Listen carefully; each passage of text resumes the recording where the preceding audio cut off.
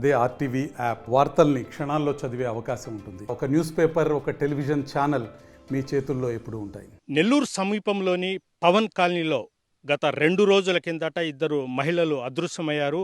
ఆ ఇద్దరు మహిళలను కూరగాయల వ్యాపారి హత్య చేసి మృతదేహాలను నెల్లూరు సమీపంలోని దంతాలి అడవి ప్రాంతంలో అర్ధరాత్రి తీసుకువచ్చి వాళ్లను కాల్చివేసినట్లు తెలుస్తుంది. అయితే మనకు ఆర్టీవీ ఎక్స్క్లూజివ్ ఇది. ఫస్ట్ మనం ఆర్టీవీ ఈ దంతాలి అడవిలోని వాళ్ళని కాల్చిన దృశ్యాలను కూడా మనము మీకు చూపిస్తున్నాము. మనం చూస్తున్నాము. ఈ దంతాల అడవిలో సుమారు నెల్లూరుకి సుమారు ఒక 10 కిలోమీటర్ల దూరంలో వాళ్లను ఈ మృతదేహాలను తీసుకువచ్చి ఇక్కడ కాల్చేసినట్లు కూడా మనకు తెలుస్తుంది. ఈ పాటికే రహస్యంగా పోలీసులు ఎస్పీ తిరుమలేశ్వర్ రెడ్డి, అదేవిధంగా నెల్లూరు రూరల్ డిఎస్పీ వీరాంజల్ రెడ్డి వీరు వచ్చి ఈ ప్రాంతంలో పరిశీలించి వాళ్ళని మృతదేహాలను కూడా గుర్తించడం జరిగింది. అయితే మొత్తం మీద చూసుకుంటే కూరగాయల వ్యాపారి వీళ్ళిద్దరిని హత్య చేసి మృతదేహాలను ఆటోలో తీసుకువచ్చి ఈ ప్రాంతంలో పడేసినట్లు మనకు స్పష్టంగా తెలుస్తుంది. అయితే ఈ ప్రాంతానికి పోలీసులు కూడా మీడియాని వెళ్ళనీయకుండా చేస్తున్నారు. కేవలము ఆర్టీవీ మాత్రమే ఈ దొంతాలి అడవిలోకి వచ్చి మృతదేహాలు ఎక్కడ పడేసిందని కూడా గుర్తించడం జరిగింది పోలీసులతో పాటు. అయితే పోలీసులు ఈ ప్రాంతంలో మృతదేహాలు అంటే సగం ఖాళీ సగం కాలేని మృతదేహాలను ఇక్కడే పోస్ట్ మార్టం చేస్తున్నారు. క్లూస్ టీం కూడా ఈ ప్రాంతానికే రావడం జరిగింది. నెల్లూరు నగరానికి సుమారు 10 కిలోమీటర్ల దూరంలో దొంతాల అడవిలో ఈ అదృశ్యమైన ఇద్దరు మహిళల మృతదేహాలను ఈ దొంతాల అడవిలోనే గుర్తించారు. మొత్తం మీద చూసుకుంటే ఈ పాటికే వాళ్ళ బంధువులను కూడా పోలీసులు అడవి ప్రాంతంలోకి పిలిపించి మృతదేహాలను కూడా చూపించారు. అయితే మృతదేహాలను పోస్ట్ మార్టం అనంతరము మృతదేహాలను వాళ్ళ బంధువులకు అప్పగించే అవకాశాలు ఉన్నాయి. ప్రస్తుతం మృతురాలు వాళ్ళ ఇంటి వద్ద ఉన్నారు. వాళ్ళ బంధువులు ఏమంటున్నారో ఒకసారి వాళ్ళ బంధువులతో కూడా మాట్లాడే ప్రయత్నం చేద్దాం. అసలు ఏం జరిగింది సార్? ఆ రోజు సాయంత్రం 4:30కి కూరగాయలు తెద్దామని చెప్పేసి మా అక్క రాజేశ్వరి, తర్వాత ఈ కింద శ్రీనివాసులు భార్య జయలక్ష్మి వీళ్ళిద్దరు కలిసి కూరగాయలు తెస్తామని బయలుదేరారు. 4:30, 5 అయిపోయింది, రాకపోయేసరికి మేము బండి వేసుకొని ఎతికాము వాళ్ళని టౌన్ అంతా. సాయంత్రం నైట్లో 7 దాకా ఎతికి ఇంటికి వచ్చేసాము. తర్వాత మాకు రాత్రి 10 గంటలకి 10:30కి అక్కడ ఇక్కడే చంపేసినట్టు వార్త తెలిసింది. పోయి చూస్తే అక్కడ పోలీసు వాళ్ళంతా ఉండరు. మేము లోపల పోదామంటే రానిలేదు సార్. అక్కడ రక్త మార్కులు ఉన్నాయి. తర్వాత నిదానంగా తెలుసుకుంటే ఏమైందంటే వాళ్ళు చంపేసి ఎక్కడో తీసుకువేశారో అని తెలిసింది.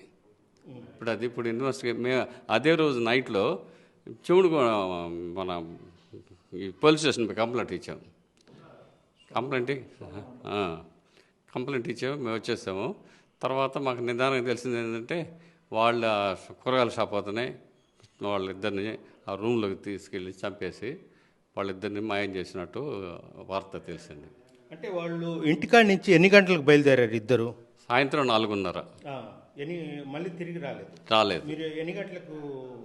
మేము 6:30 దాకా చూసాం సార్. మేము 6:30, 7 గంటల దాకా చూసాము. రాకపోతే సార్ మాకు డౌట్ వచ్చి మేము బండి వేసుకొని టౌన్లోకి పోయాము. విజయభుజ నెల్లూరు కూరగాయల షాప్లో తిరిగాము. అక్కడ ఉంటారేమో అని. అక్కడ ఏం లేరు. అక్కడ వాళ్ళు చెప్పారు కూరగాయల షాప్ వాళ్ళు ఇక్కడ రాలేదండి అట్లాంటి వాళ్ళు అని అన్నారు. తర్వాత మళ్ళీ ఏం చేసామంటే ఈ సీనన్న కూతురుకి బాగాలేదని తెలిసింది. అయితే హాస్పిటల్ అడ్మిట్ అయిందంటే ఆడికైనా పోయారేమో అని చెప్పేసి ఆడికి హాస్పిటల్ పోయాము. హాస్పిటల్ అక్కడ లేరు. సరే అని చెప్పి మళ్ళీ రాత్రి 11 గంటలకి అక్కడి నుంచి మేము ఇంటికి వచ్చేసాం. ఇంటికి వచ్చేస్తే మాకు తెలిసింది ఏంటంటే ఇట్లా మీరు పోలీసులకు ఫిర్యాదు చేశారా? స్టేషన్ పోయి ఫిర్యాదు చేశాం. రిటర్న్లో కంప్లైంట్ ఇచ్చాం. వాళ్ళు తీసుకున్నారు. మళ్ళీ వాళ్ళు తెల్లారి నుంచి ఇన్వెస్టిగేషన్ చేస్తామని చెప్పన్నారు. అది జరిగింది. అంటే అసలు వాడు కూరగాయల వ్యాపారి ఎందుకు చంపి ఉంటాడని మీరు భావిస్తున్నారు? వాళ్ళు నేను అనుకుంటాను సార్, వీళ్ళిద్దరు మెడలో బంగారు గొలుసులు ఉన్నాయి సార్. అవి తీసుకున్నట్టుకి ప్లాన్ చేశాడేమో అనుకుంటాను. వీళ్ళు ఎందుకంటే ఆడవాళ్ళు వయసులో ఉన్నవాళ్ళు పెద్దవాళ్ళు వీళ్ళు ఎదురు తిరగలేరు అని చెప్పేసి ఏదో మోసం చేసి వాళ్ళ రూమ్లో కూరగాయలు ఉన్నాయి ఆడిపోయి చూడండి ఫ్రెష్గా ఉంటాయి అని చెప్పేసి అన్నట్టున్నాడు అనుకుంటాను. అంత వీళ్ళు లోపల అదే నమ్మి లోపల పోయారు. లోపల పోతే వీడు ప్లాన్ చేసి ఆ రూమ్లో అంటే వాళ్ళు 4 రోజులు ఒకసారి వెళ్తారు కదా కూరగాయలకి. అంటే వాడు ముందుగానే వీళ్ళు ఎప్పుడైనా వస్తారు, వీళ్ళని చంపేసి వాళ్ళ వంటి మీద ఉన్న బంగారం లాక్కోవాలని ఒక పథకం వేసినట్టే. అంతే అంతే అంతే సార్. ఎందుకంటే వీళ్ళు వారానికి ఒకసారి 10 రోజులకు ఒకసారి పోతూ ఉంటారు కదా, అందుకని వీళ్ళు మెడల మీద ఏమున్నాయి అనేది వాడు తెలుసు. తెలిసి ప్లాన్డ్గా వీళ్ళు వచ్చి పోయినారు, షాప్కి పోయారు. ఇంకా ఫ్రెష్ కూరగాయలు ఇస్తాను లోపల ఉన్నాయి అన్నట్టుగా వాళ్ళు లోపల పోయాడు, లోపల తీసేవాడు. ఇతను వెనక నుంచి పోయి వెనకాల డోర్ తీసుకొని వెనక నుంచి పోయి వాళ్ళిద్దరిని అటాక్ చేసి చంపేసినట్టు. మీరు చెప్పండి, ఆమె మీ సతీమణి వంటి మీద బంగారం ఏముంది? ఉందండి, సరుడు, గాజులు, చెవులు, కమ్మలు, ఉంగరం, అవి పగడాలదండ. ఆయన చెప్పిపోయిందా మామూలుగా కూరగాయలకు వెళ్ళేటప్పుడు? చెప్పి మేమే డబ్బులు ఇస్తేనే కదా పోయిందా. మనకి ఎంత జరగద్దు అనేది మనకు తెలియదు. మామూలుగా కూరగాయల కన్నమైన మేమిద్దరం అక్కడే కూర్చోండి వరండాలో. సరే పోయి రాపోండి అని చెప్పి, నేను కూడా పోయి రాపోండి అని చెప్పి. మామూలుగా ఆమె కూరగాయలకి వెళ్తారు కదా 4 రోజులు ఒక్కొక్కసారి అట్లా. పోయిన తర్వాత మళ్ళీ ఎన్ని గంటల్లో తిరిగి వచ్చేవాళ్ళు? మొన్న ఎన్ని ముక్కాలు ఒకటి గంటలో ఒక గంటలో వచ్చేసేది. లెక్క ప్రకారం 4:30కు పోయినారు కాబట్టి 5:30కు వచ్చేయాల. మేము 6:30 దాకా చూసి ఇద్దరం ఇక్కడే కూర్చొని మాట్లాడుకుంటున్నాం. ఇంకా రాలేదు, ఏందబ్బా వీళ్ళని పంపించడం తప్పే అని. ఇట్లా జరగద్దు అనేది మనకు అసలు తెలీదు అనుకుంటా ఉన్నాం. అంతలోకే 7:30, 8 అయిపోయింది. అమ్మాయి ఈయన ఆటో వేసుకొని, నేను పోలేకపోయినాలే, ఆయన ఆటో వేసుకొని తిరిగాడు. ఎక్కడ అప్పోబెట్టి రాల. తర్వాత 11 గంటలకి మా అమ్మాయి వాళ్ళంతా వచ్చిళ్ళ. అప్పుడు విషయం తెలిసింది, ఇట్లా పలాని కూరగాయలు అంగటోడు చేశాడు అని. వాడేందంటే ఇంట్లో సంతకాన్నే చంపేసి లోపలేసి తలుపు తాళం వేసుకొని వాడు అంగడ మూసేసి ఫోన్ స్విచ్ ఆఫ్ చేసి వెళ్ళిపోయినాడు. తర్వాత వీళ్ళు 12 గంటలప్పుడేమో 12 గంటలప్పుడు మధ్యాహ్నం రాత్రి 12 గంటలప్పుడు పోయి ఎత్తుక్కొని తలుపు రాలేదంట, కిటికీ గుండా కంతలో దూరి పోయేతలకే అక్కడ అద్దాలు, చెప్పులు కనపడ్డాయి. అప్పుడు అవి చూస్తే మనవి. ఆ నుంచి వచ్చేసి ఇంటికి వచ్చి మళ్ళీ పోలీస్ కేసు కూడా పెట్టారు. పెట్టిన తర్వాత మామూలుగా వాళ్ళు కూడా వచ్చారు. మీకేం కావాలా ఆయన చనిపోయిన ఆమె పెద్ద ఆయన అమ్మ? అసలు ఏం జరిగింది అనుకుంటున్నారు? నేను మామూలుగా బ్యూటీ పార్లర్ పెట్టున్నాను. అక్కకి ఒళ్ళు బాగాలేకపోతే నేను హాస్పిటల్లో చూపిస్తూ ఎన్ఎల్ హాస్పిటల్లో ఉన్నాను. అది వీళ్ళకి కూడా చెప్పలే, పెద్దవాళ్ళు భయపడతారనేసి చెప్పలేదన్నమాట. తర్వాత ఈయన 8:45 టైంలో ఏమో నాకు కాల్ చేశారు, అమ్మ 4:30కి అట్లా పోయింది కూరగాయలు కానీ ఇంతవరకు రాలేదమ్మా అంటూ ఏడుస్తూ కాల్ చేశాడు.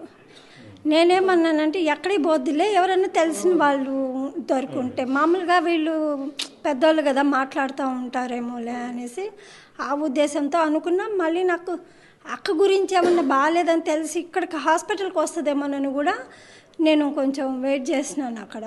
తర్వాత 10:30కి ఆ టైంలో ఇంటికి వచ్చాను. వచ్చే లోపల చాలామంది బయట నిలబడుకొని ఉన్నారు, వీళ్ళు రాలేదేమో అనేసి టెన్షన్ పడుతూ ఉన్నారు. సరే నేనేం చేసిన, అందరూ అంటుండారు కేసు పెట్టేద్దాము అనేసి, ఇంతసేపు అయింది కదా కేసు పెడదాము అని. అవును 10 దాటిపోయిందంటే ఇంక ఎప్పుడు ఉండరు, ఎక్కడ కూడా మా అమ్మ ఉండదు. ఎందుకంటే ఈయన వయసు అయిన ఆయన అందులో ట్యాబ్లెట్స్ మింగుతుంటాడు. అందుకని చెప్పేసి నేను కూడా ఓకే ముందు ఈయనకి ఫుడ్ పెట్టాలి కదా, నేను పోయి నాష్టా తీసుకొని వచ్చి ఇచ్చేసి ఆమెను వెళ్దాము అనేసి ఈ అంకుల్ కూడా హాస్పిటల్ దగ్గరికి వెళ్ళారంట. వీళ్ళు ఏమన్నా అక్కడికి వచ్చున్నారేమో చూద్దామనేసి వీళ్ళు కూడా తిరిగి వస్తూ ఉన్నారు. నేను బుజ్జిబుజ్జి నెల్లూరులో ఆ కూరగాయల అంగడి పక్కన ఒక బండి పెట్టున్నారు.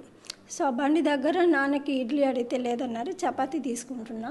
అంతలోపల వీళ్ళు కూడా వచ్చేసారు ఆటో వేసుకొని. ఆమెను అందరూ కనెక్ట్ అయినాము. వచ్చి నానే ఫుడ్ పెట్టేసి తర్వాత వెళ్ళినాను పోలీస్ కంప్లైంట్ ఇద్దామనేసి. ముందు ఎతికినాను సార్, కొంచెం బండి వేసుకొని ఎతికినాము, బట్ ఏమీ అనిపించలేదు. తర్వాత పోలీస్ స్టేషన్కి వెళ్ళే లోపల 12 అయి ఉంటుంది. 12 టైంలో అక్కడ లైట్లు ఆపేసి ఏమి కనిపించలేదు. తర్వాత అక్కడ నేను కాల్ చేశాను, అక్కడ బోర్డు పైన నెంబర్లు ఉండేవి, కాల్ చేస్తే తలుపు తట్టమ్మా లోపల ఉన్నారు అన్నారు. సరే నన్ను తలుపు తడితే తీశారు. తర్వాత కంప్లైంట్ ఇచ్చాము, రాసుకున్నారు. ఉదయం వచ్చి అందరూ పిల్లకాయలని పిలిచాను, నేను కూడాను చాలామందిని. అందరూ వెతుకుతూ ఉన్నారు, ఎవరు పట్టుకోళ్ళు. కూరగాయల అంగడి తీసుంటారేమో, వాళ్ళని కూడా కొంచెం మళ్ళీ విచారించండి అసలు వచ్చారా లేదా అనేసి అన్నాను నేను.